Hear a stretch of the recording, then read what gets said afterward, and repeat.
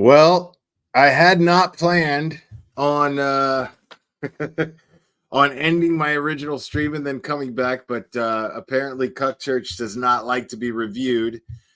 So yeah, it's not the first time he's done that. But it's not a big deal. Um so I was planning on just keeping it all one long stream, but we're fine this way too. This is more than fine.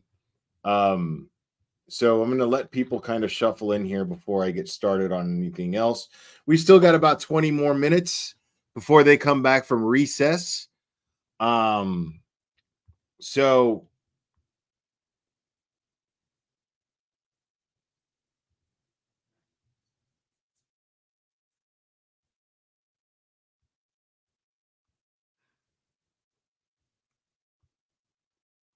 yeah, I don't know what Cook Church was talking about. But but I did find it funny that like Benjamin John had pointed out, like he's just now figuring this out. Like, yes, like Dan Crenshaw, if you know who Dan Crenshaw is, he's a Republican. He's a veteran, he's an ex-Navy SEAL, and he's a congressman, and he is a Republican. And of course, he's as far as the border crisis stuff, he definitely has his opinions on that. Also, the what he's talking about, what he doesn't realize is this is what Dan Crenshaw is talking about as far as TikTok goes. He's trying to prove that the Chinese government is using TikTok to spy on Americans. Um, this is his argument. He has these open hearings with executives at TikTok discussing this, asking them questions, grilling them. It happens all the time. Uh, so, well, no, I know. I was just using Crenshaw as an example. I mean, all anybody's talking about is the border crisis. And Cook Church did say, well, we all know there's a border crisis. Well, yes, of course, we all do know that there's a border crisis. But you talking about that they're using human trafficking to bring in soldiers, and using the internet for people to communicate. Uh, well, yeah, yeah. I would imagine that the internet would be the medium most commonly used for spies and terrorists and all those with any type of intention to network whatsoever would apply in order to do so. I would think that that's exactly what tool would be used by it's just very funny to me that this was considered for him deep thought in the middle of the night.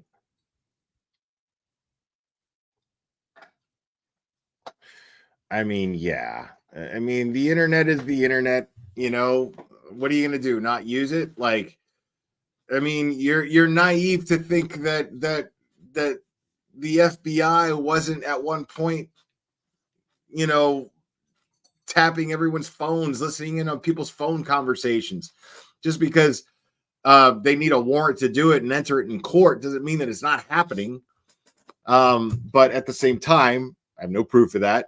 But it'd be naive, you know what I mean? It'd be naive to be like, oh well, that's not happening. There's no way that anyone would or could do that. Well, of course they would or could. Why wouldn't they if they have the ability to do so? We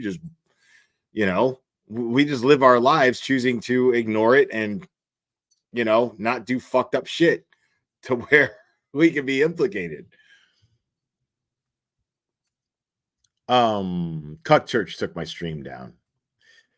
Um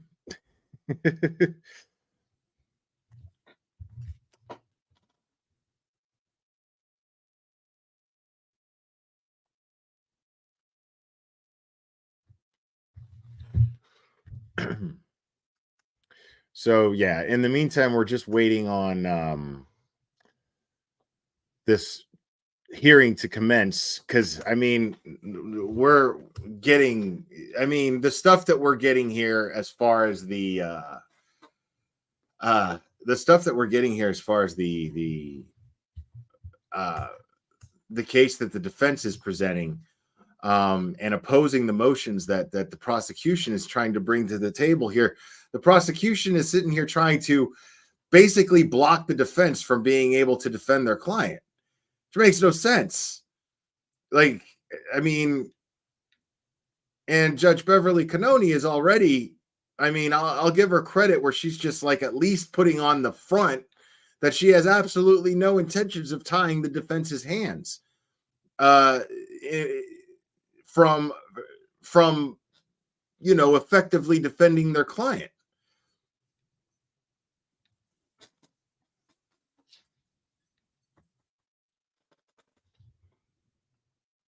Oh no, you don't want him in on this. Yeah, like you don't want him in on this. Um, I'd love to know how his thought process went from where it went from protesting to where it went. Um, yeah, uh, yeah. Like if you want to start seeing, like, if you want this to actually turn into a circus, yeah. Crystal J gifted a membership. Thank you so much. And congrats to Mike Gibson or Mike Gilson. Yeah, Mike Gilson for the membership. Congrats and thank you so much, Crystal J. Appreciate you. And I'm looking forward to hearing Melanie Little's take on this stuff. That's actually one of the the things I'm looking forward to come trial is because I'm going to be really interested. The thing is this whole town is talking about it. As soon as I saw a video of Turtle Boy at the Red Sox game and all of those people going, "Oh my God, hey, Turtle Boy, Turtle Boy," I was like, "Oh, this is going to make jury selection very interesting." This is going to be very interesting because they're not moving. That nobody moved for a new venue. Nothing. Nobody filed a motion for a new venue. This is happening in Canton. This is happening in the heart of all of this shit. So, or in Dedham, excuse me. So this is crazy. But I can't wait until this trial starts because Melanie Little is going to, like, the stuff that I'm not going to be able to figure out for myself. At least I know that she's going to do regular updates. And I need to hear this stuff from an attorney who's following the case. So yeah, I'm really looking forward to her insight after each one of these hearings, and specifically currently talking about this one that we're watching today. This I just can't fucking wait for. Diane Tesler is a new subscriber. Right on. Glad to have you here. I hope you enjoy the channel.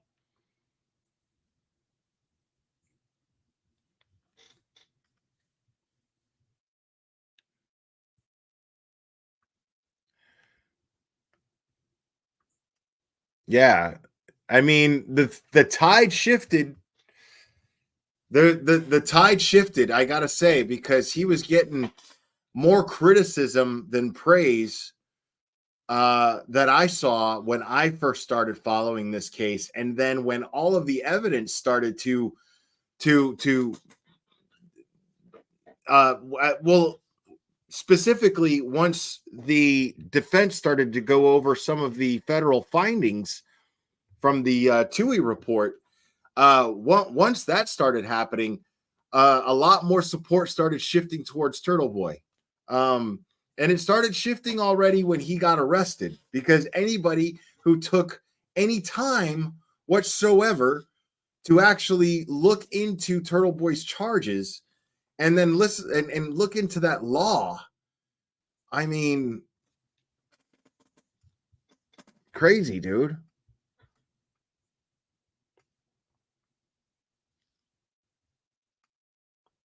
Yeah, because the thing is, right, exactly. Colleen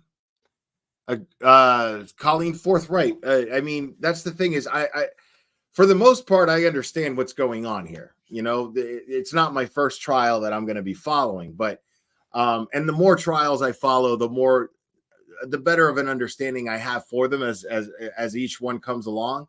I'm really invested in this case, so I'm pretty confident I'm going to have an overall pretty well understanding of everything that's going to take place during this trial.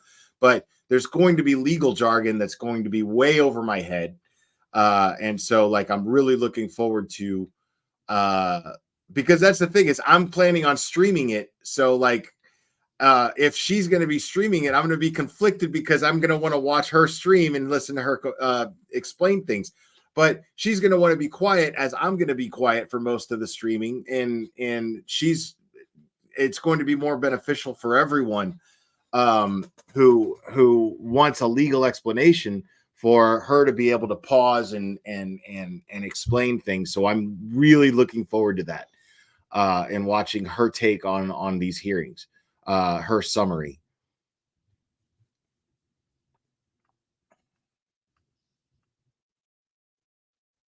Oh, this trial is going to be amazing.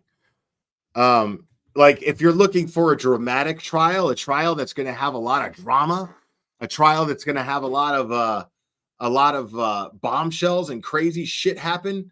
Oh yeah, this trial is going to be full of that, man. This trial is going to be just one thing after the other every time. I mean, we're talking about, there are so many people set up already that the prosecution is stubbornly and strangely yet stubbornly planning to use and put on the stand, who are subject to cross contamination, cross examination, who are subject to it. So, and we're talking about so many of these witnesses who are set up to be caught on their lies via cross examination. This is what's going to be amazing about this trial. Like, we're not going to see anything dramatic coming from the prosecution. We're not going to see any dramatic bombshells where the prosecution's like, "Oh, look, oh, the prosecution rests, Your Honor." That's not going to happen. That's not going to happen. What's going to happen is the defense is going to cross-examine Jen McCabe, tear her apart. The defense is going to cross-examine Proctor, tear him apart. The defense is going to cross-examine Higgins, tear him apart. The defense is going to, I mean, now what's going to happen though, depending on, this is also something that we need to keep in mind, depending on what Auntie Bev decides to actually allow to be entered into evidence and used as evidence, what she's going to allow a jury to hear, depending on that, depending on her decisions today on these motions, is going to determine who the prosecution is going to be planning on bringing to the stand, who they're going to plan on putting on the stand as witnesses. So they're obviously going to plan around this. Like, basically, if she allows this information on Higgins, I doubt that the prosecution's going to call Higgins to the stand. I seriously doubt it. This is going to be pretty fascinating as this progresses.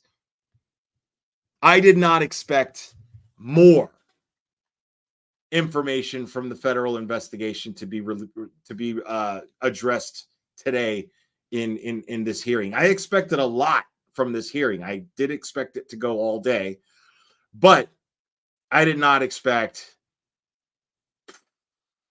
And the fact that Higgins, like, so Proctor showed up to serve Higgins at the Canton Police Department, and Higgins threw a fucking fit and read him the riot act. It's crazy. Crazy, crazy.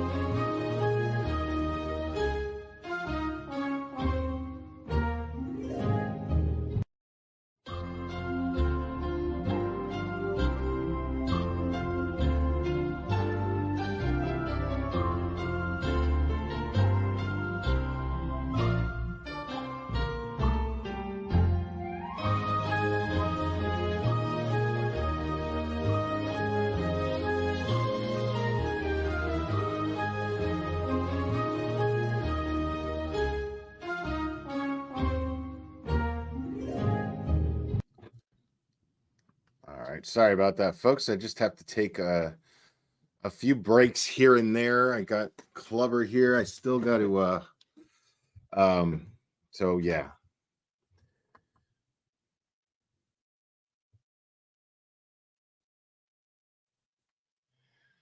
I mean, Scott, that's possible, man.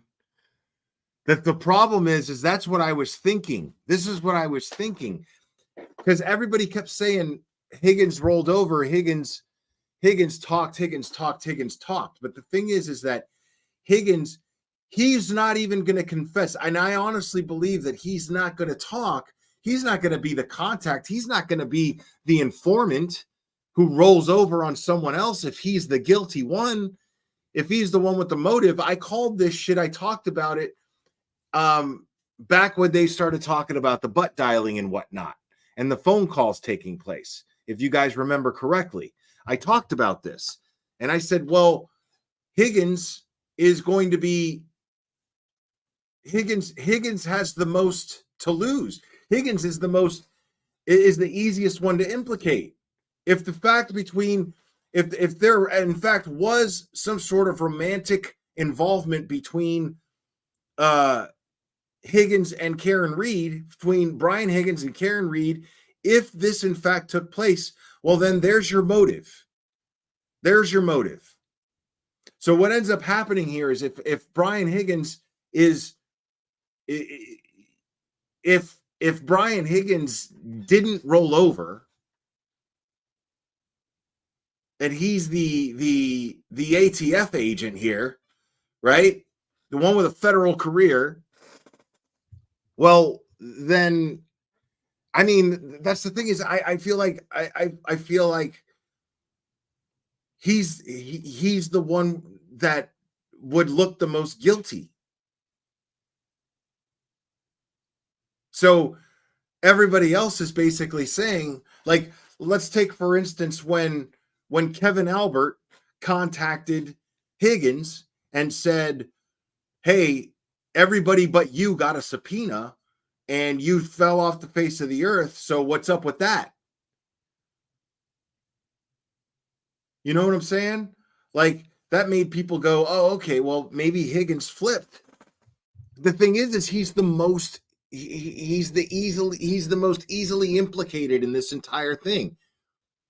Out of everyone that was inside that house at 34 Fairview on the early morning hours of January 29th, 2022, that would make Brian Higgins to be the most likely to be the guilty party. He would have the most motive. If in fact he had a romantic connection with Karen Reed, which we now see the defense admitting to this and saying that this absolutely was the case, that this happened. But it wasn't much because they have to be careful and they don't want the jury. This is Now, here's the thing. Personally, do I think that there was more between Karen Reed and Brian Higgins? Probably. Realistically speaking, probably. And this is where Plevin's thoughts come in that actually makes sense, because it's true. The defense is going to have to put is going to have to paint a picture a certain way. That is their job. So it's probably accurate.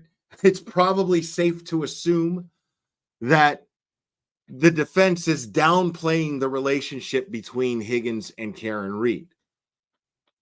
But again, it doesn't matter. And the reason why, and you're probably asking, well, why would the defense downplay the relationship between Higgins and Karen Reed? Well, because if they say that if the jury knows that she was cheating on John and that she was unfaithful, well, then it's going to be more difficult for the jury to believe that Karen Reed is actually seeking justice for John O'Keefe, because that is very much a factor in this defense. That's something that we all have to keep in mind, because right now, not only is the defense playing on the narrative that Karen Reed is innocent, but they're also playing on the narrative that she's being framed by the very people who are actually responsible for murdering him. And she was the only one to try to save his life. And she is the only one who's actually acting now in the interest of justice for John O'Keefe. So if the jury knows and thinks that she's a cheat, well, that helps that there's motive on her end, because that there's two sides to that coin. Just like everybody was trying to paint that picture to begin with. When Grant was saying, hey, we know Karen Reed was cheating on John O'Keefe with Brian Higgins, with an ATF agent. And I was sitting there going, well, dude, you realize that it actually makes him more likely to have motive than Karen Reed. And if you look at all the facts, absolutely. But the thing is, though, if Karen Reed, if the defense admits that there's a full-on affair going on here, it's going to be difficult for the jury to like Karen Reed. It's going to be a lot easier for the jury to dislike Karen Reed if they think that she's just an outright cheat who didn't believe him, and it also makes it easier to believe that she's capable of murdering him in a pissed off entitlement rage. So it would be foolish. It would be absolutely foolish of the defense to not downplay the relationship between Karen Reed and John Higgins, or Brian Higgins, excuse me, if there was more to it than what they're explaining. But the thing is where's the evidence? Where's the evidence? Because Brian Higgins, here's the thing, Brian Higgins is not going to come forward to the prosecution and go, oh, it was a lot more than just flirting, and it was a lot more than just a peck on the lips. Because if it turns out to be a lot more, then guess what? It shows that Higgins has motive. It strengthens the motive on Higgins even more than Karen Reed.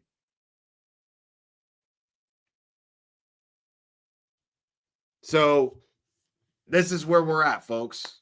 So the prosecution is going to avoid the Brian Higgins shit altogether. I mean, just look, I am checking court. It's right here, Cherry. Like, see, it's live right here. I'm even going to leave the volume up.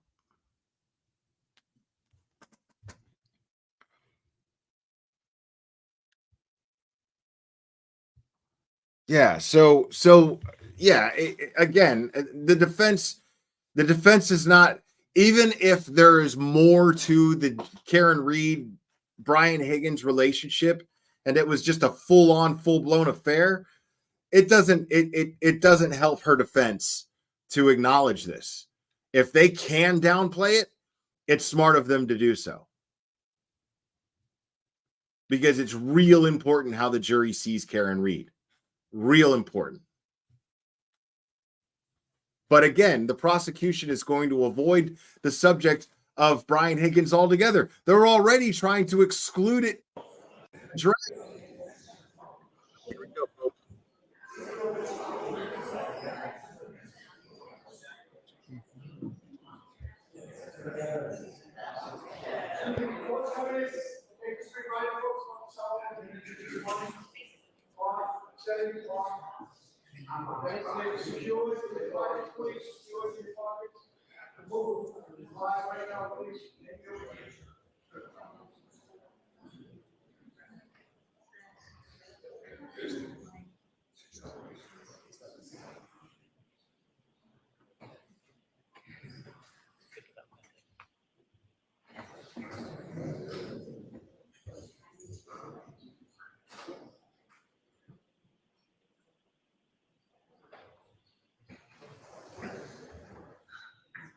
Make sure to hit that thumbs up while we're waiting, guys.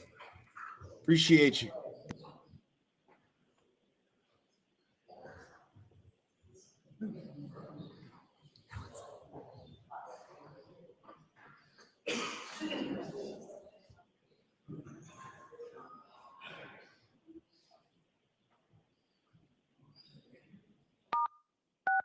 You are unmuted.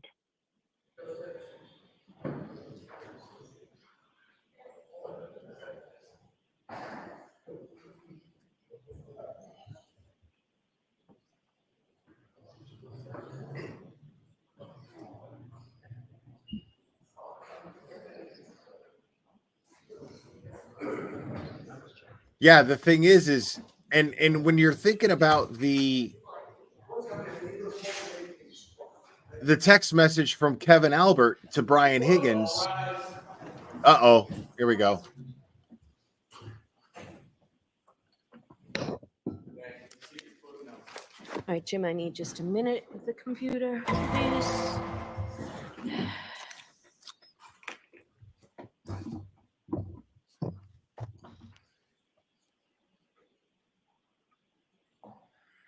Okay, thank you. Back on the record on the Karen Reed matter. Okay, so good afternoon, Council. Good afternoon, Ms. Gilman. I appreciate you being here. Before we see this video, just briefly, I just want to say that there were really only two motions that I'm comfortable with deciding by the 2 o'clock call here. Commonwealth's motion in limine of intent to obtain Corey. I don't know if I already allowed that, but that's allowed. And the Commonwealth's motion in limine, Jim, I think this is 317. Commonwealth's motion in limine to prohibit reference to any federal investigations conducted by the U.S. Attorney's Office or FBI. So that will come into evidence the way that it typically does here in Massachusetts. You can question as to a date where the statement was made under oath, and we can discuss it as it gets closer in more detail. So the other motions are under advisement. We'll talk about that when we come back to sort of housekeeping matters at the end of the day. So do you have that video all pulled up, Mr. Lally, for me to see? Yes, Your Honor. Okay. And Your Honor, for the record, it's a little bit lengthy as far as the entirety of the video. The portion that I would be submitting to the court is from 7 minutes and 4 seconds until 9 minutes and 55 seconds. Okay. Can we? Thank you. Wonder what this is.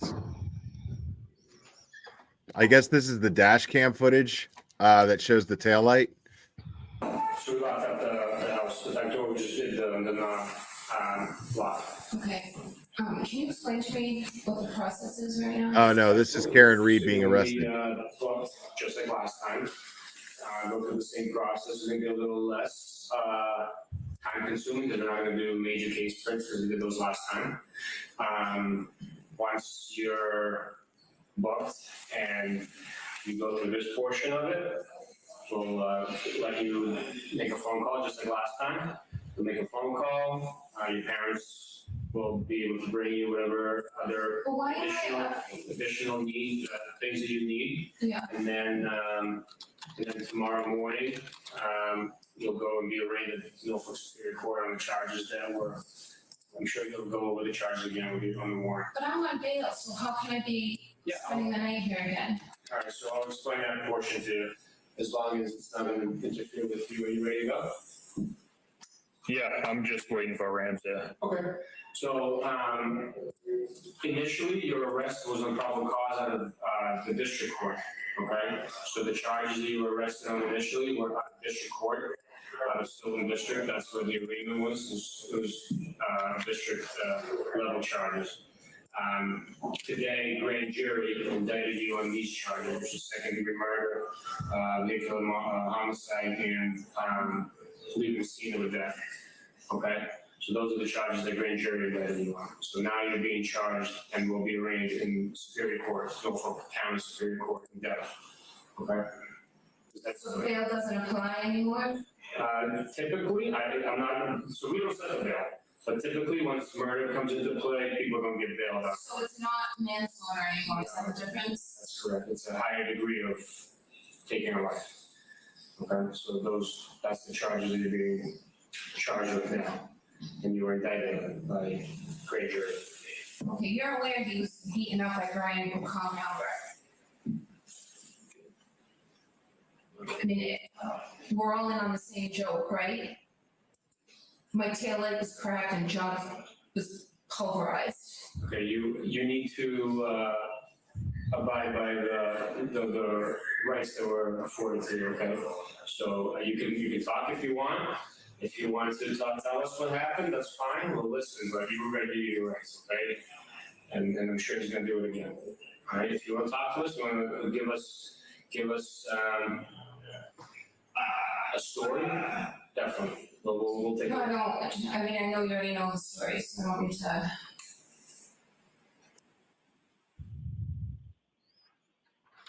All right.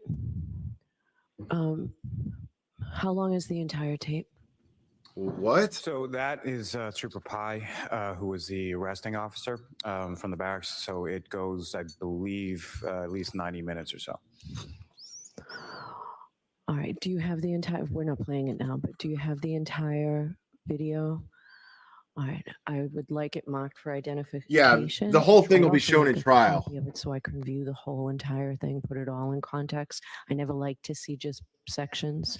I- Can I get that for the weekend as well? Oh, absolutely, Your Honor. And for the record, as far as I think a lot of that sort of preliminary stuff was more meant as context for the court. You know, Okay. there's certain discussions about court procedure and things that I don't think should be put in front of the jury. All right. So that was my concern as well. Okay. So it's something I'll watch a few times and the whole thing as well. Okay. Yeah, I missed whatever was so All right, damning about thank you. that. Thank you, Your Honor. Thank you very much. I heard her say, All right. my Okay, tail light was so smashed Housekeeping matters. A few things that and I my still boyfriend need, was as you know, pulverized. before we have the jury here on Tuesday.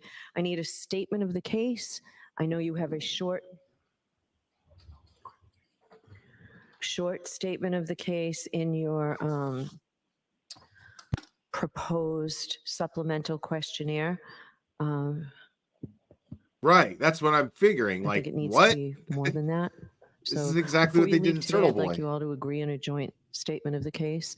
I need witness lists. If the witnesses are going to be called, I have to read their names, as you know, to the jury on Tuesday morning. Once we get a jury, and I know none of us knows how long that might take, how long will it take to put in the Commonwealth's case? You can tell me with DNA and without DNA.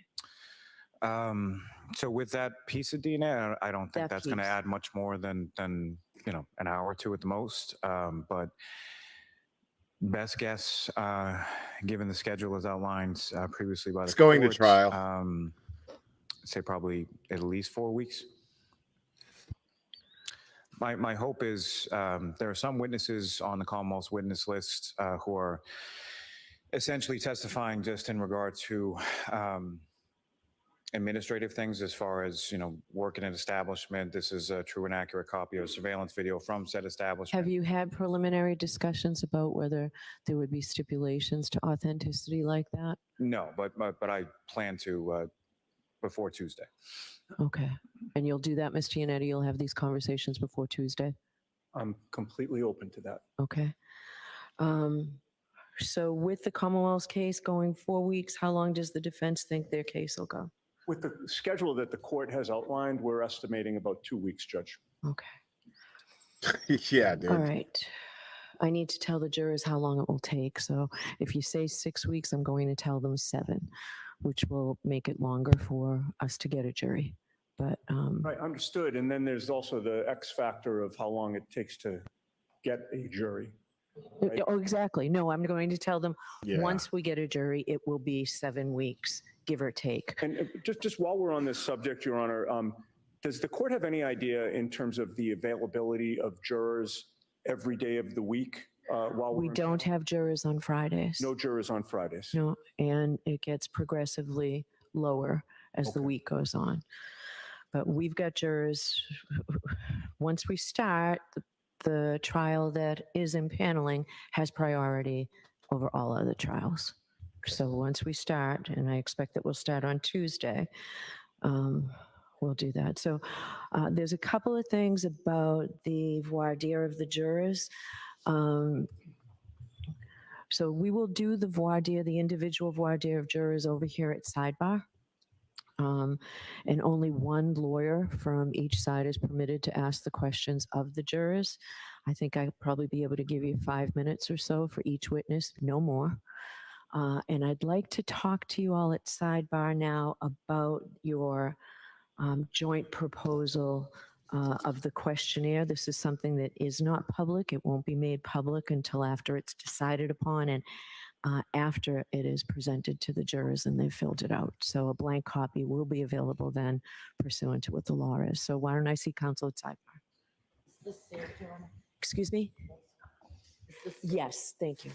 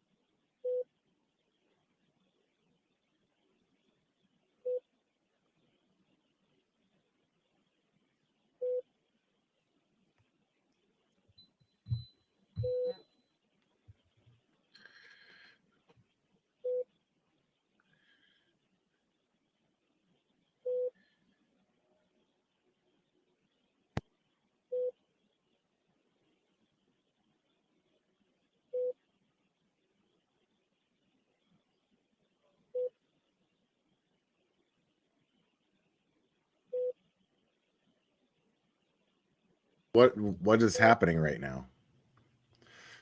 Well,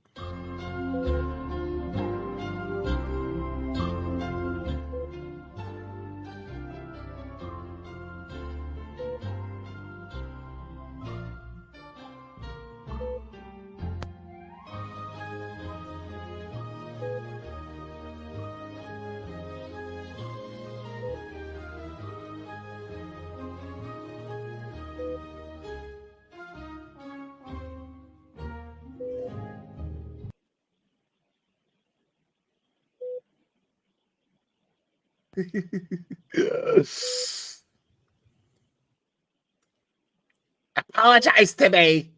Apologize to me right now for playing the music. I'm offended.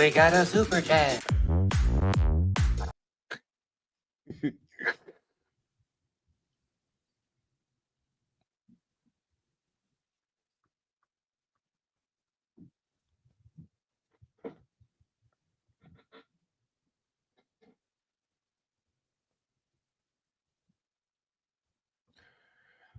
Yeah, man. I'm trying to go to the gym too. Oh my god. I think we got a super chat. Super chat. I think we got a super chat. Super chat. Super chat. Super chat.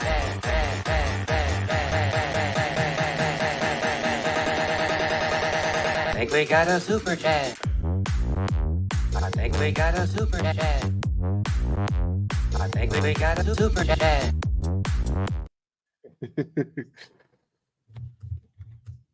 Thank you so much. Kim Daisy, appreciate you. And thank you for becoming a member or staying a member for 3 months. Stephanie, happy anniversary, Galera. Appreciate you.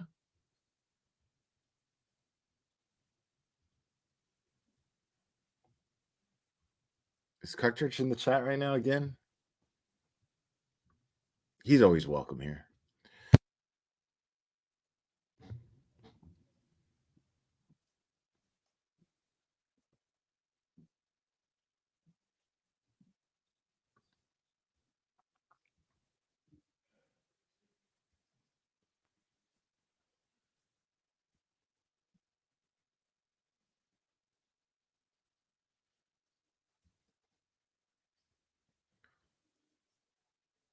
If you listen close enough, you can hear Josh breathing. I'm just kidding. No, but like there's definitely chatter going on, but it's too faint to be able to like make out.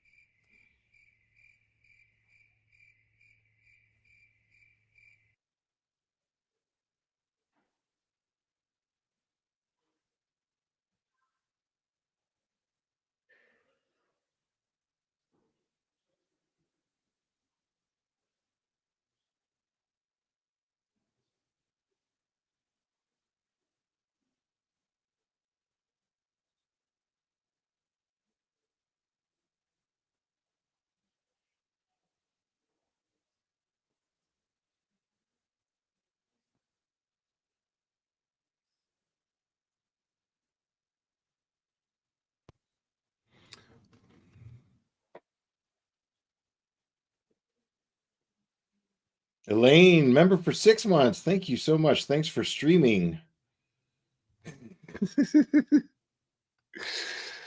Oh my god. I think we got a super chat. Super chat. I think we got a super chat. Super chat.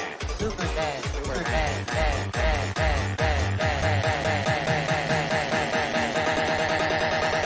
I think we got a super chat.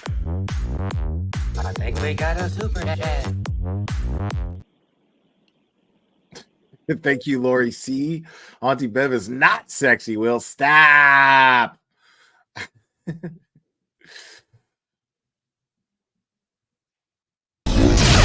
Oh shit, I'm sorry.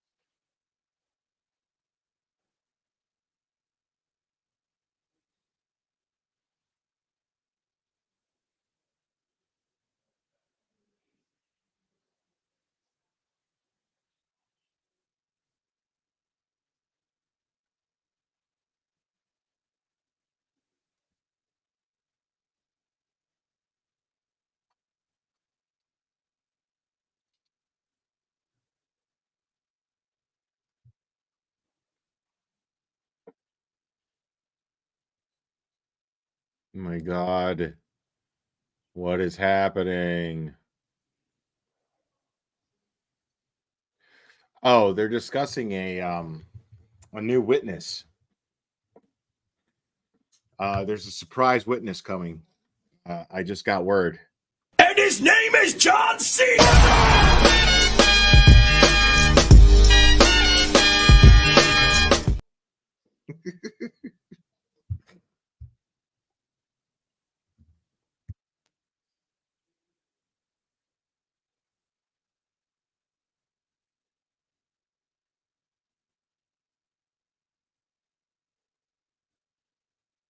You can't see him.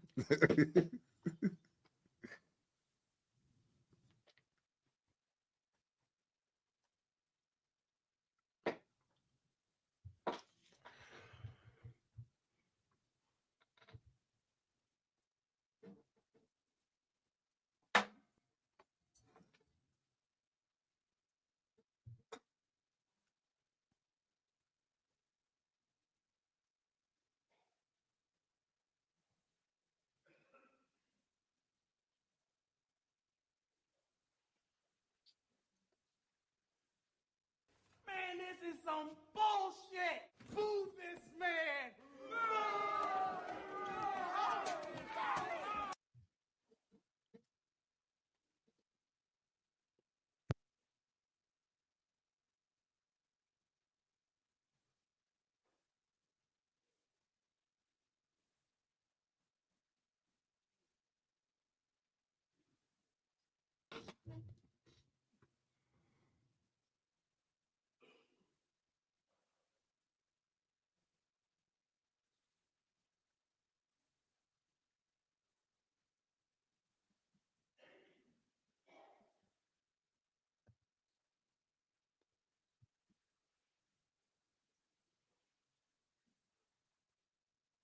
Caribbe's just bored as fuck. She's like, dude, I just want to get the fuck out of here.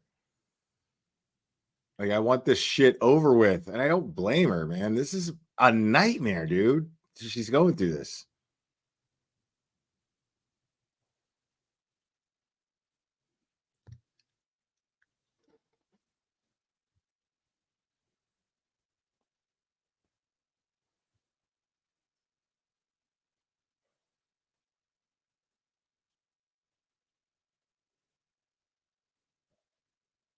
Do it.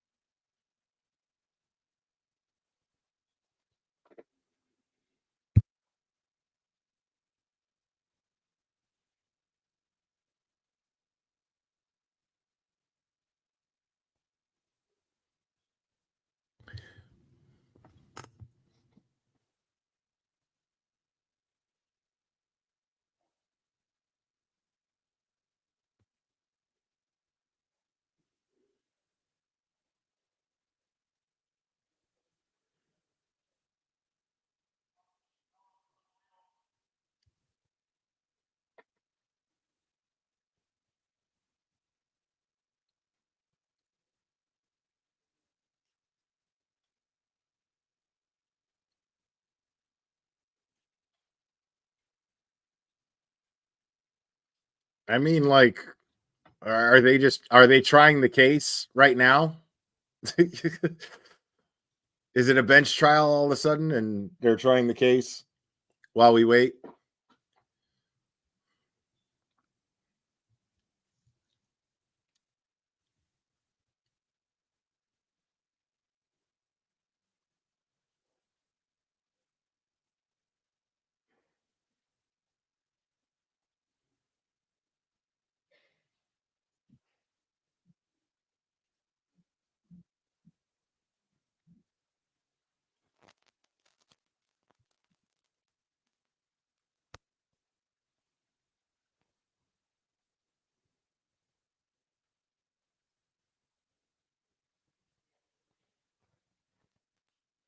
I mean, why the sidebar?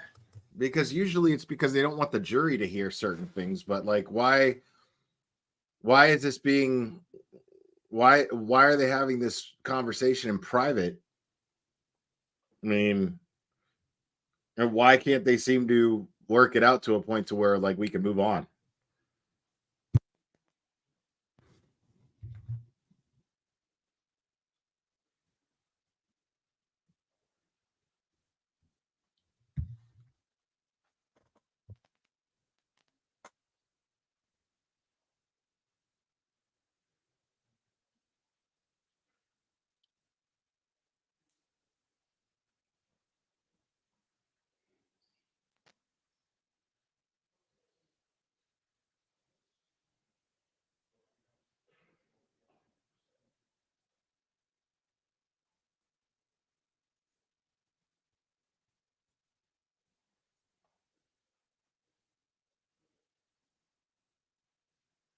Wow.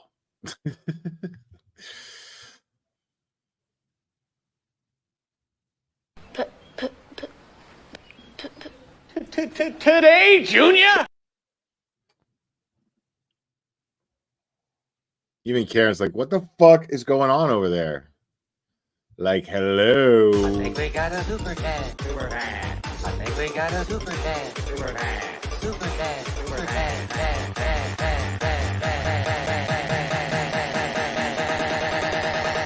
I think we got a super chat.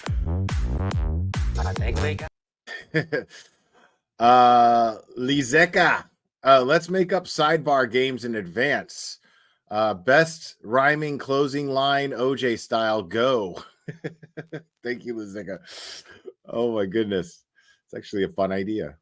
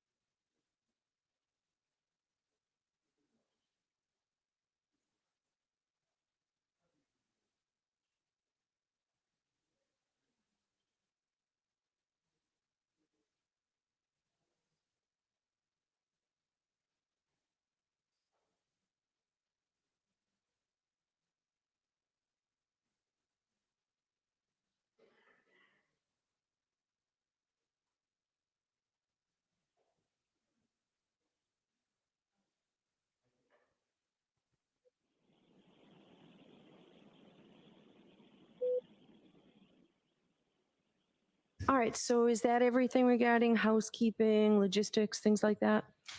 Yes, Your Honor. Okay. All right, so we'll see you on Tuesday morning.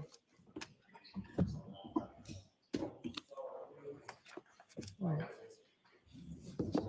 right, just so we're clear, there's nothing else logistically or jury impanelment, right? We're good? I believe so, Your Honor, yes. Okay, thank you very much. All right. Thank you. So we'll see everybody Tuesday morning. What? That's it?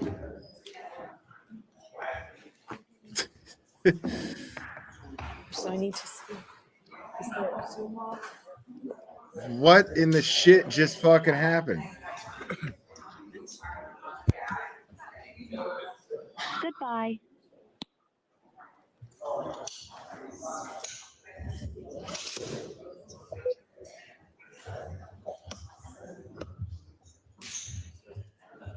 Dude.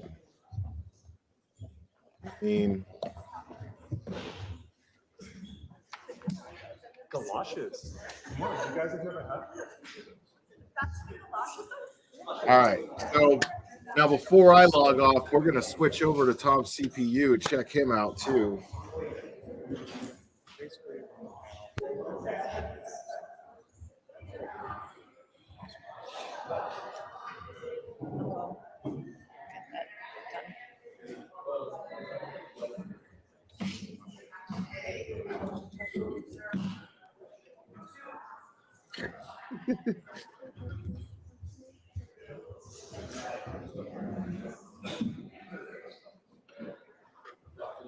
I couldn't really tell if like we're supposed to.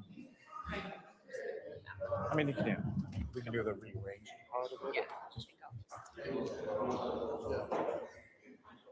All right, so let's switch over to Tom here.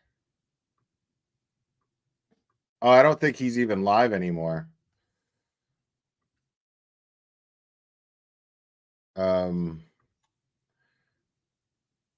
Oh yeah, he is.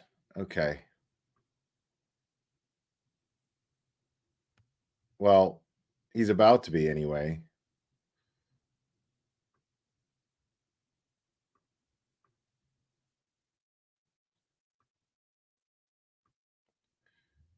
Oh, he's got a part 2 set up.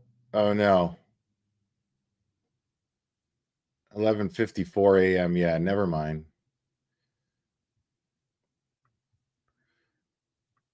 But why wouldn't he stream the them coming out of the courthouse? Normally he does that.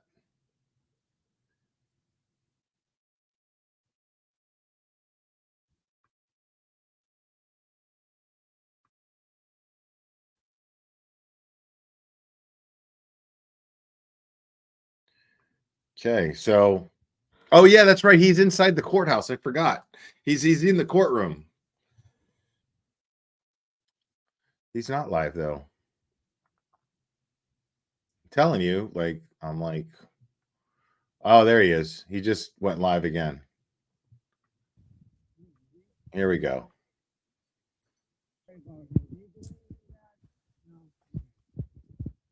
Sound is terrible though.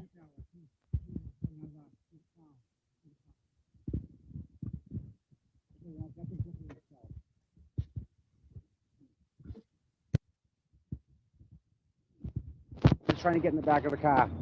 Trying to jump in the back. Yeah, he's like, There we he go. jumped to people. Now people over. What is Unbelievable. Grant doing, bro? Boy, you're gonna hug out of that. That's pretty cool, huh? Good job, bud. Yeah, I'm live now.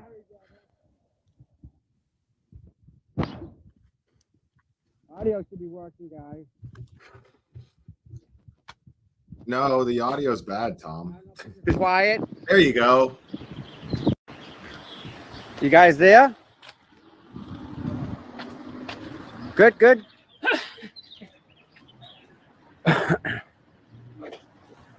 Yeah. When I had two attorneys behind me talking, I covered the mic. Oh, Then I ran away from them. Gotcha.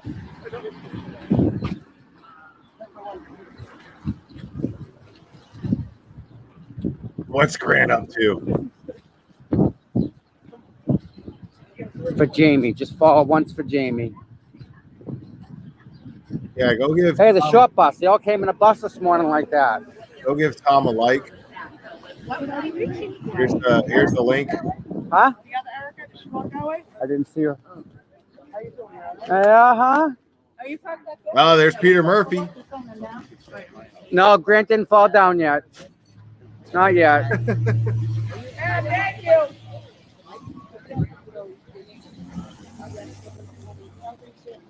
Pat paid for lunch. You didn't want anyone to know. Who? Oh, man. So, yep. It was, I finally decided to go into the courthouse for the first time, and it's, you got it, Bob, and it's sidebar. Bummer. So I guess that's a sidebar, you know?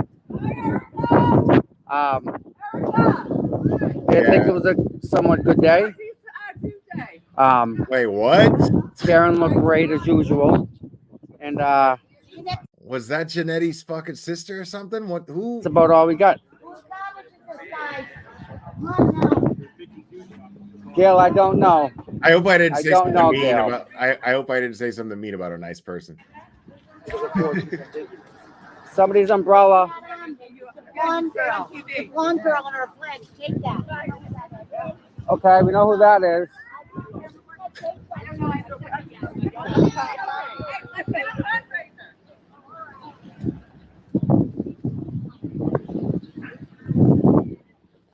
blue one, right? Yes, and the flags. There you Thanks, go. my love.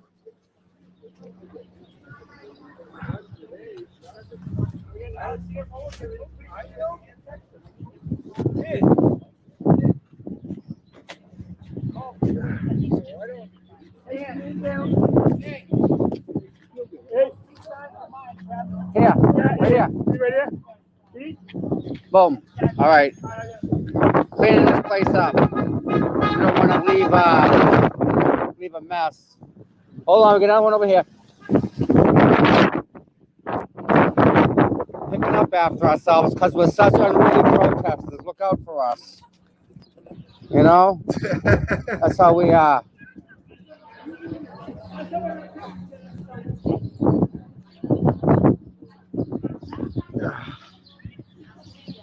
I know they could have. But no, she wanted to go have lunch, bring them back, spend the money. You know, I left it here at lunchtime. Yeah, they moved it. I was shocked. I came back. No, it blew off the fencing, so I put it over there. On the Oh, ground. You gotta love Scott McGinnis, man. we got one more on the railing. Then I went home at lunch. One more on the railing. Is that Kurt's son? I think so. I don't know. All right, so nice. Everyone's leaving.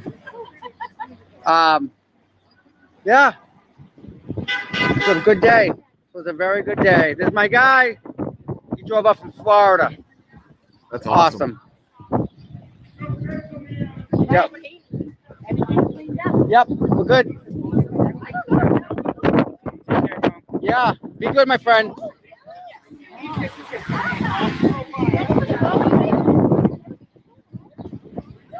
Is everybody just going home? It's been a long day.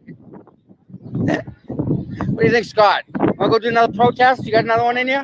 We'll do a double. I mean, double protest, you and me. We'll go bang out Morrissey's office while we're here, right? Rain stopped, I guess. Rain stopped, yeah. Oh, where's Chrissy? I have her keys. There she is. I got her keys.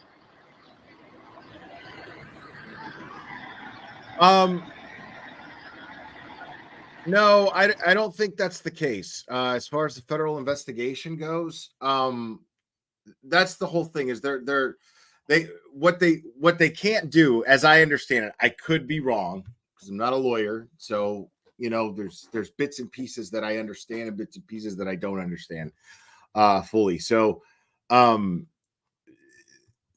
as I understand it, they cannot use the federal investigation directly as a tactic to sway the jury, basically by telling the jury, hey, the Norfolk County DA's office is under investigation right now, federal investigation. So they can't do that, but they could say, I mean, if you want to word it, weaseling it in, I mean, for lack of a better term, I guess, but it's not really weaseling because it pertains to the facts. You know what I mean? I mean, it's valid. If there's an independent federal finding via an independent investigation that has nothing to do with Karen Reed and has nothing to do with John O'Keefe necessarily, it only has to do with how the powers that be conducted their investigation into the case. Well, then they could bring it up and they could say, well, okay, well, there was an independent investigation here and they found this, and this. But they can't present to the jury like, Michael Morrissey's office is completely not credible because they're under federal investigation. They can't do that. But they can use the federal findings as evidence. They can present the federal findings when talking about it to question a witness, I think. And I know that witnesses can bring it up, and then once it's out there, it's open game, basically. As I remember, they were stating it. If once it's out there, it's open game. So, like, if a witness says, for instance, well, federal officer sat me down on this date and asked me this, and then I answered them this and that. Once that happens, the cat's out of the bag. So they can't hide it, and they can't strike the mention of a federal investigation. They can't strike it from the record. Once it's out there, it's out there, but the defense can't use it as they can't weaponize it against the prosecution, basically.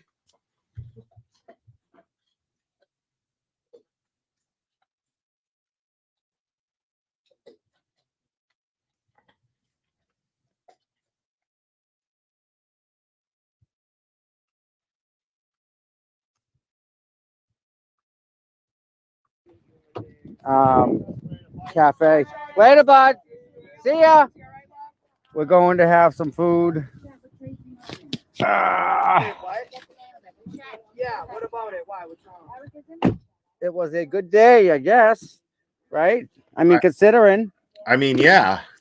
Yeah. I can't wait to go back and watch everything because I just don't know. All right, let's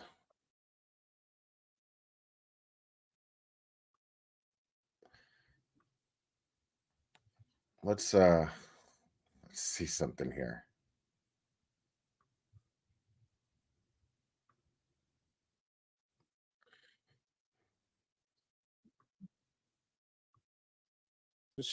Two paramedics, two treat.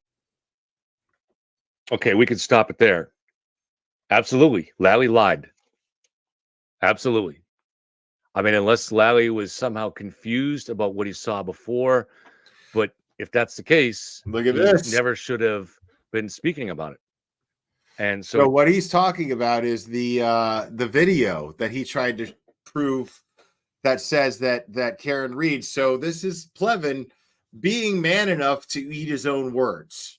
And I will give him credit as far as that is concerned, because he did say that he would do that if that were the case. And it is now the case. So now Plevin is saying Lolly lied when he sat up there and said that Karen Reed, because he was like, this is the nail in the coffin, basically. Karen Reed saying that which it isn't, but him saying that that Karen said that the Alberts slammed John O'Keefe's face or head into the tail light, into her tail light. She never said anything of the sort. At least not according to the video that was watched. And this is Plevin basically going, okay, well, he lied. He fucking lied. so he used the word witnessed. There is nothing in Karen's statement that even suggests anything that she witnessed. She said, back to repeat it.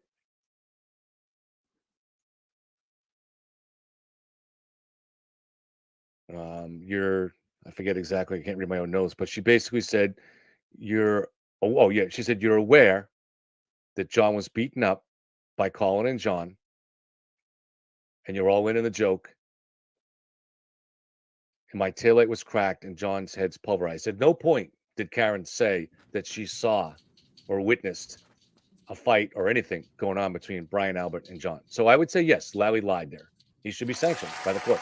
There you go, Plevin. I'm not saying he should be thrown out the trial or anything like that, but it's unacceptable to have a public servant stand before a court and lie. But you're acting like, now, Plevin, as much as I want to give you credit here, bro, like I do, and I am giving you credit, make no mistake about that. But if you can acknowledge that now, why can't you acknowledge all of the other times? Why can't you acknowledge the fact that Michael Morrissey lied? That this prosecution has done nothing but lie. Plevin, you started off using common sense looking into this case, and then you veered off because you don't like Turtle Boy. Admit it. Finally, just get to that point. Just admit it. You made this about Turtle Boy, and it clouded your judgment. It gave you confirmation bias, and you fed into it, into your own confirmation bias. You absolutely did.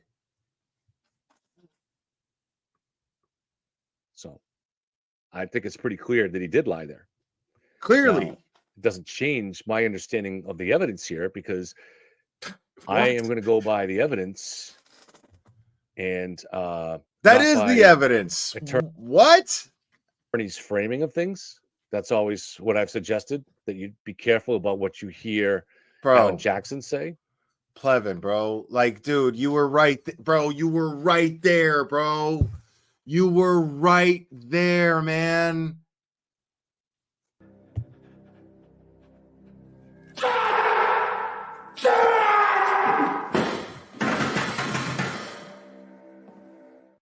Close, so close. Plevin. But I would definitely say, certainly now, based on this evidence, be careful of what you hear Lally say. That's dishonest. What are you talking That's about? Dishonest. And He's been lying I this think whole there should be kind of time. sanction of it. But and I guess the other part that we would have to look at is Lally has described the tail. And you know what's really funny about this? I never called Lolly a liar. Did you guys hear me say that Lolly lied?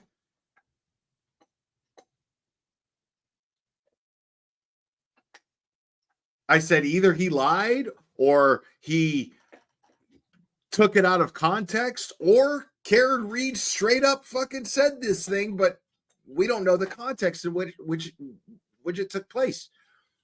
But dude, like, once I heard that, I just said, I didn't hear anything like that. I don't remember calling Lolly a liar and saying that he lied. You're doing that, Plevin. I mean, I'm still willing to entertain the fact that the possibility, not the likelihood, but the possibility that he misinterpreted what he heard because he's just a bad lawyer. But I don't think so. I'm with you on this. Now I'm saying it. Do I think Lolly lied? Yeah. Now I'm saying it. My point being is you called Lolly a liar before I did, Plevin. And I think that that's interesting. I think it's very interesting. Taillight piece that the new footage is of. Now, I called him a liar earlier on, but just not in regards to what he's talking about here, is what I'm saying. Because you will see me when I hear Lolly talk, I will throw this in. You're lying. And you're a piece of shit. I'll do that quite often when he talks. There's dash cam footage taken at 8:22 in the driveway that catches the car is parked right behind Karen's SUV. So until we see what's in that image, we'll definitely have to have some skepticism about it until we see exactly what's in that image. But like I've said, I've showed and show it to you right here again.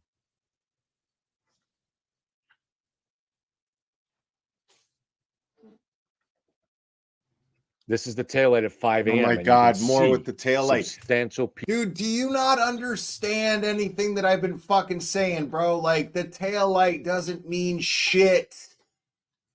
Like, this is a defense that the prosecution cannot weasel out of. There's nothing that they can do. They all they can do is just hope and pray, dude. That's all they can do. That's all they can do. All Lolly can do at this point is sit there and just pray, dude. Dear sweet baby Jesus, please, during cross-examination, will you not let the defense ask about chain of custody? Ask Proctor what he did with the evidence, how long it was in custody before he actually logged it, so on and so forth. That's all Lolly can do. Lolly can't do anything. He cannot stop that cross-examination from happening. And there is no fucking reality, no realm, no universe where Proctor, the lead investigator, isn't going to take the stand and isn't going to be subject to cross-examination. And all the defense is ever going to have to do to poke holes right through the prosecution's case is cross-examine Michael Proctor. That's it. That's all it's going to take. Case closed. Their whole case, as far as physical evidence goes, is fucked. I mean, who can deny this? The taillight doesn't matter. The taillight is dick. Nothing. Pieces missing. And you can't unsee it. You can't pretend you don't see it. It's there. Now, there are questions as to whether it perfectly matches, but you can't, there's no question there are substantial pieces missing. And if I pull up the other video, I've shown it so many times, forgive me if I don't feel like it, but you can see clearly, not only are there pieces missing here, but when she bumps into John's SUV at a very low speed and then pulls away, it's got a light layer of virgin snow there, which is really would, if something had fallen into that snow, you'd be able to see it. And there's nothing in that snow that fell off that taillight. So at 5 a.m., the taillight is in pieces, and it could not have happened in the driveway. So to me, that kind of establishes very clearly that Karen is guilty. But I mean, virgin snow. Virgin snow. I love it. Unfucked snow. Huh? Plevin logic. Unfucked snow. Snow with a hymen intact.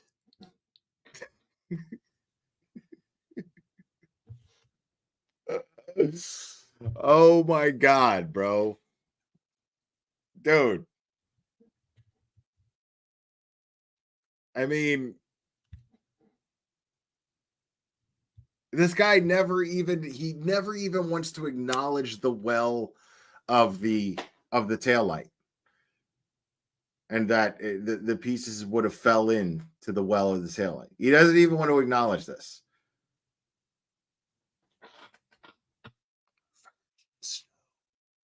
And unless you want to argue that somebody jumped in here into the garage at 3:30, 4 o'clock and tampered with the taillight, it's going to be hard to avoid that.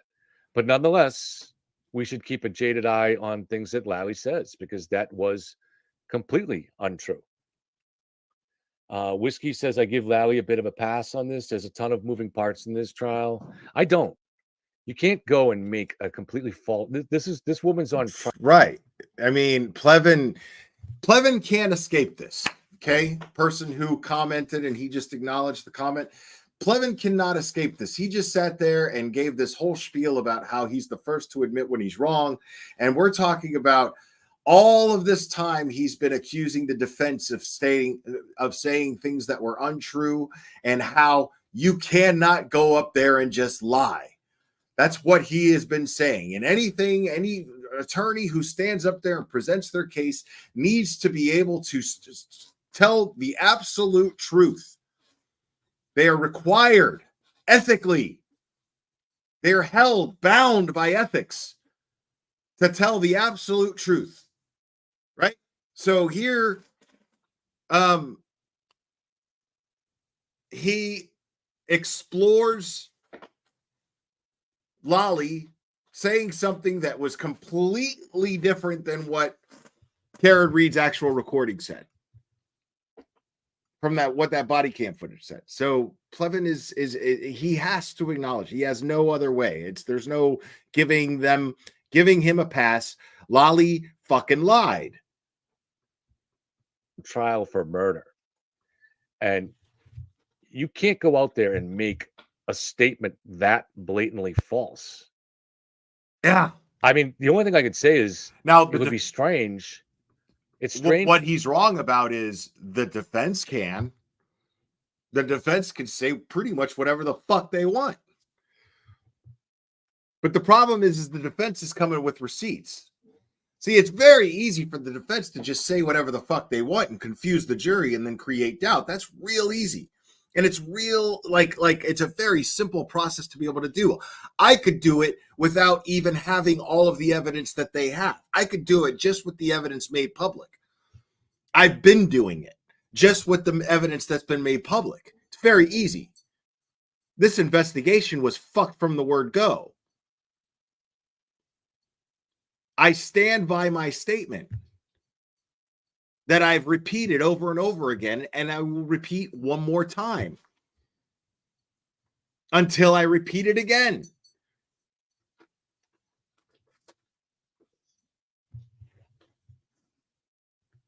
I stand by my statement that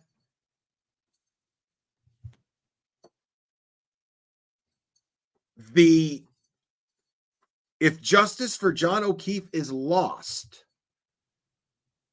it is absolutely the investigators and the district attorney's fault due to how they conducted their investigation into the death of John O'Keefe. If John O'Keefe does not get justice, it is their fault. It is nobody else's fault. It was on them to prove beyond a reasonable doubt that Karen Reed is guilty of this crime, and they are absolutely failing with every effort before we even get to trial.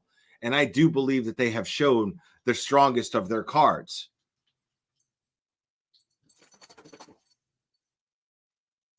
I mean, the strongest hand that the prosecution has here in a very large poker game with a lot of people sitting at the table, the best hand they got is a pair. And Plevin math here, statistically, chances are somebody at that table is going to have a stronger hand. I mean, the chances of a pair being a good enough hand to win the game, wrong.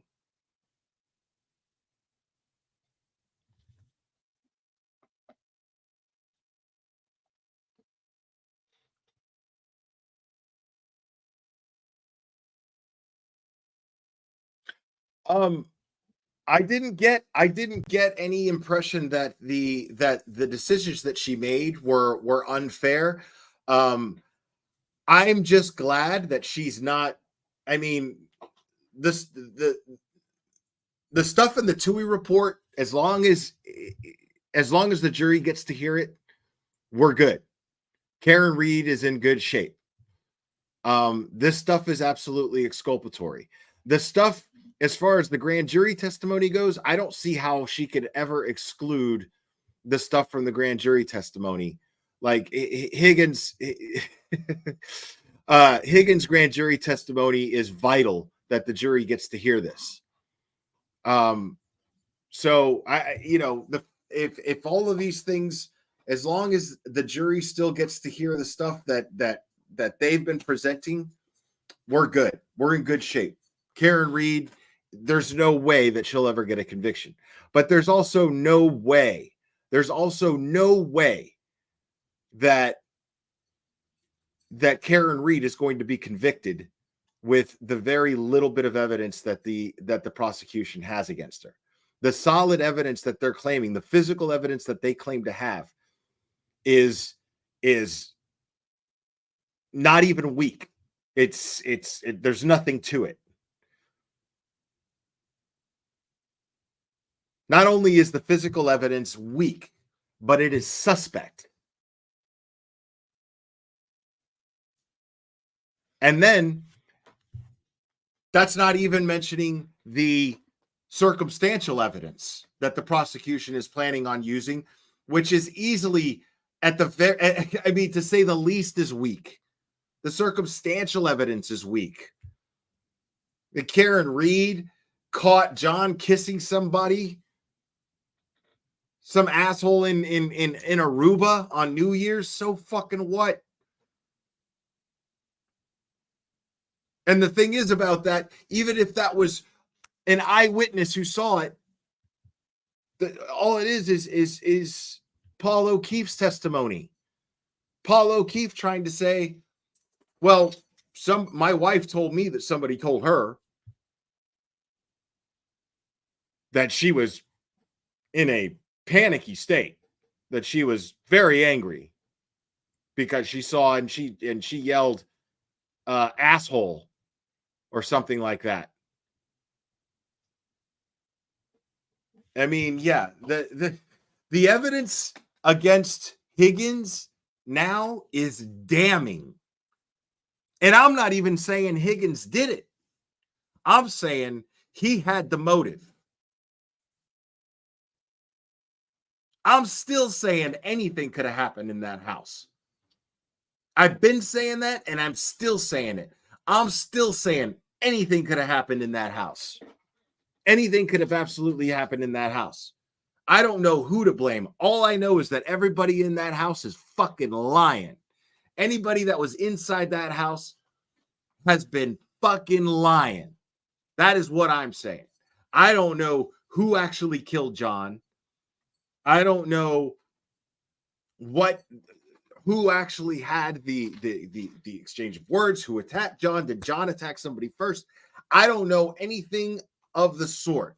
I believe that Chloe attacked John to some degree and caused those injuries on his arm. And now Chloe's gone. The dog is gone.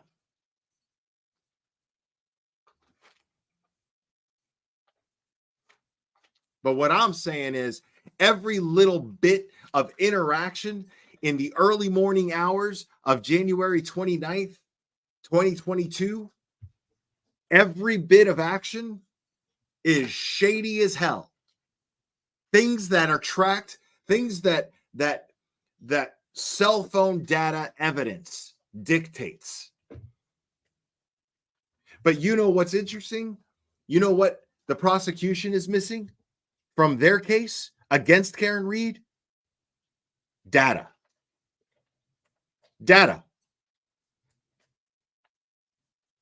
They don't have anything.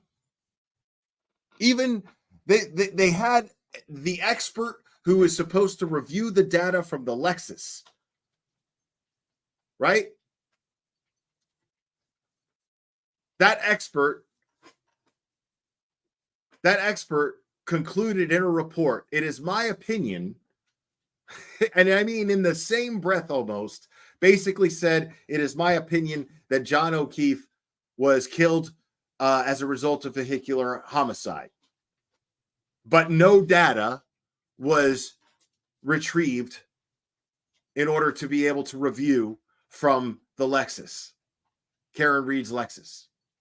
That means no alert that there's something there that would alert her. No fast acceleration that took place all of a sudden. No footage from the reverse camera. No data was collected, yet this expert, whose job it is to analyze the data from the Lexus, writes in his report that there was no data to analyze, but yet somehow comes up with the expert conclusion that John O'Keefe was struck by Karen Reed's vehicle and he died of vehicular homicide. He's not a medical examiner. How does he know what John O'Keefe died of?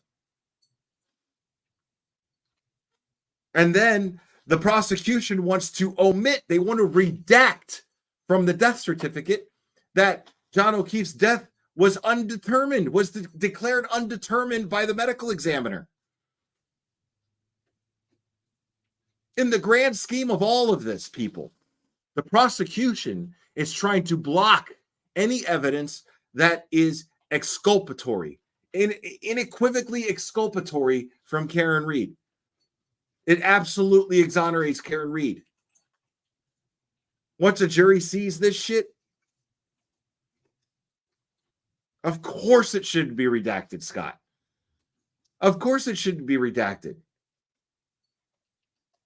And then that double talk bullshit that Lolly was doing with the manner of death versus the cause of death, blah, blah, blah. No, man.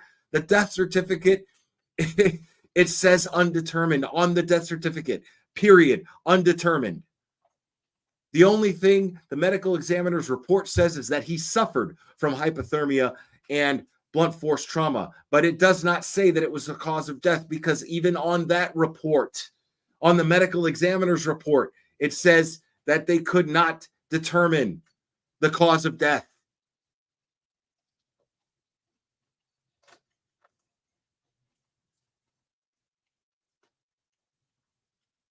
People, this is,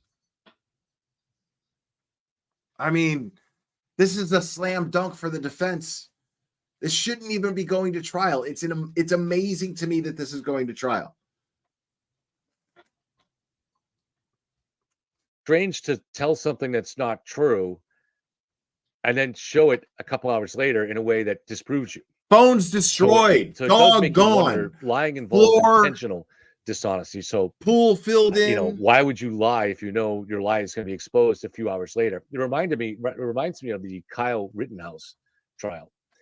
Oh And my that was God. the guy What? that was, you know, depending on your view of vigilante or someone that was, but he was out there with a gun trying to protect, what was that, in Kenosha, Wisconsin, I think, the race riots there. And he was out kind of patrolling, a little bit of a hero complex, 18-year-old kid. He's got a gun on his shoulder. And he was not 18 at the time, dude. He was a fucking kid. He was not 18 yet.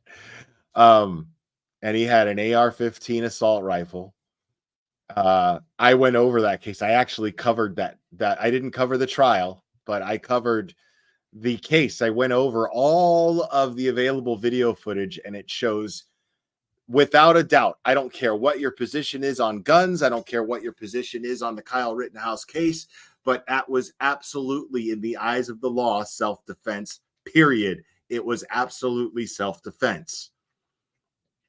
The question is not whether or not he should have been out there with a gun. The question is whether or not he was attacked and he defended himself, and he absolutely defended himself because he was attacked by a mob of people physically. That is a fact. He's out there cleaning graffiti off walls and offering first aid to people, just kind of a do-gooder. And he's the mob spots him and they start going at him. And this one guy in particular with a long criminal record starts chasing him down. And he's trying to get away. At the last second, he turns and shoots the guy and kills him.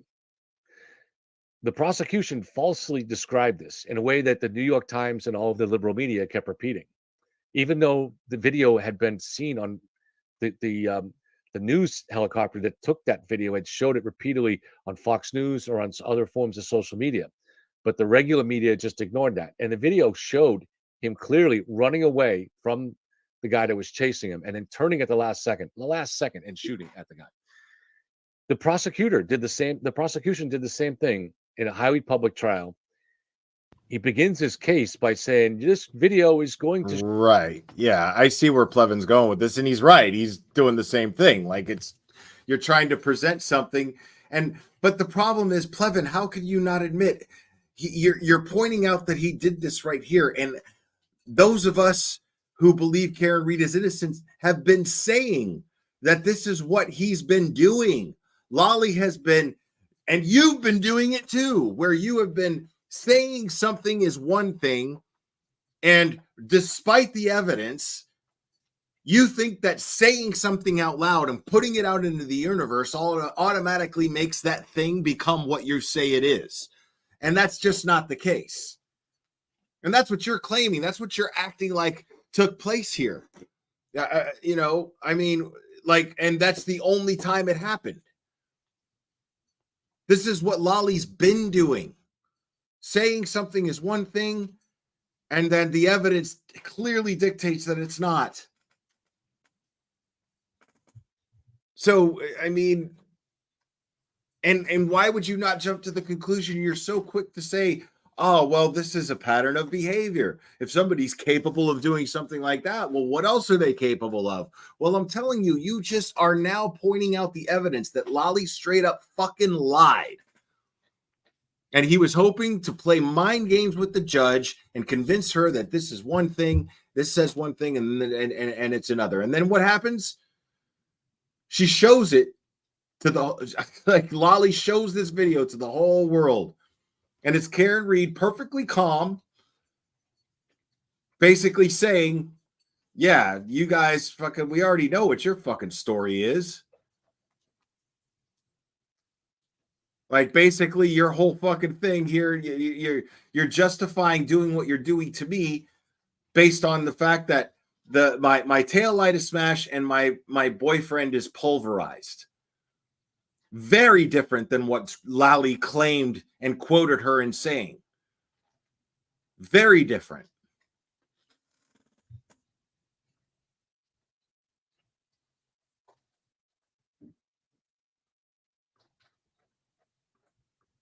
To show that this guy chased down, right, and the thing was also, you also got, I mean, the fact is the prosecutor was a fucking idiot in the Kyle Rittenhouse case. Like, we're talking about a prosecutor who took an AR-15 assault rifle and pointed it at the jury with his finger in the trigger well.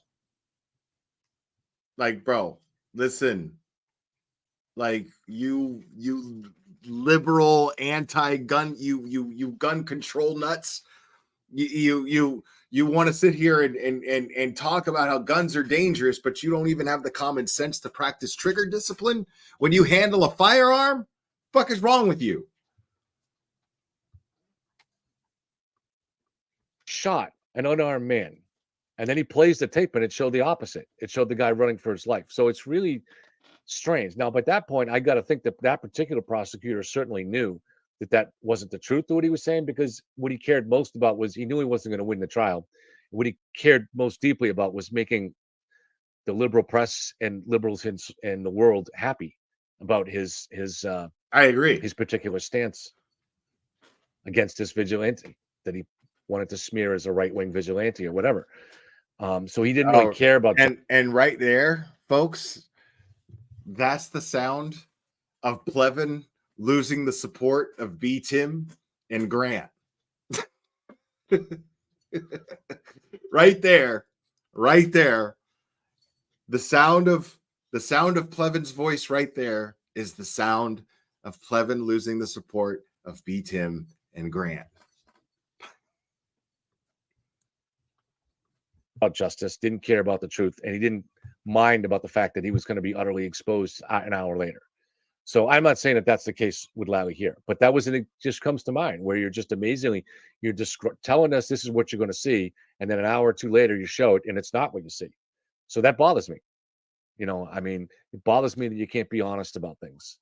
You know, so right. Could that be enough to create? Yeah, that's enough to create doubt. Look, bro, like you're I mean, that should tell you something. If the case against Karen Reed is so strong, why does Lolly have to lie? Why aren't you asking that out loud on your show as you're thinking out loud and assessing what you just watched? Why don't you ask that question out loud? If the case against Karen Reed is so strong, why in the fuck would Lolly feel the need to lie?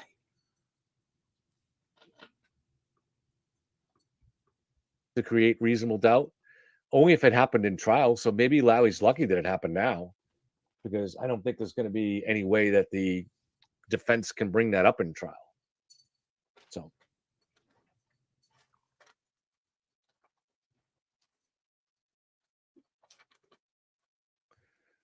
Jules agrees too. She said it was a lie. Yeah, I mean, he implied that Karen said, he used the word witness, very powerful word, to suggest that Karen's story about what happened that day is changing. And she has changed her stories several times, and that's going to be documented. That's been seen. However, this is not an example of that, because she wasn't even speaking about what happened that day. So, I mean, you just can't really do that. You know? So I'm going to have to go help with something, a project in the house. So let me just give this a few more minutes. I'll be nice, and I won't make grandma basement jokes, meatloaf jokes. Guys, I am going to wrap this up. I expected a lot more to happen. I mean, if they're going to take a break, I mean, why did they take a 2-hour break just to sidebar and then call it? But Tuesday, folks, Tuesday will be jury selection in the Karen Reed trial. I will be right there, right here, and I will be streaming that, and we will be watching every single moment of this unfold. So, guys, I am going to go ahead and wrap this up. You guys are fantastic. Thank you guys, all of your support, hitting the like. That helps me so much. I really appreciate you guys doing that, hitting the like. I really appreciate all of your comments and interacting with me in the chat.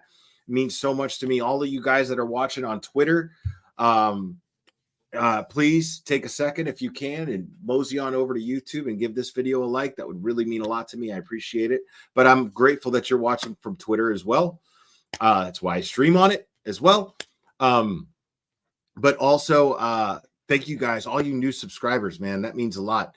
I'm really glad that, and I hope that we enjoy this journey down this trial together to get to the truth and to get to justice for John O'Keefe, but not just for John O'Keefe, but for Karen Reed as well, because Karen Reed is clearly factually innocent.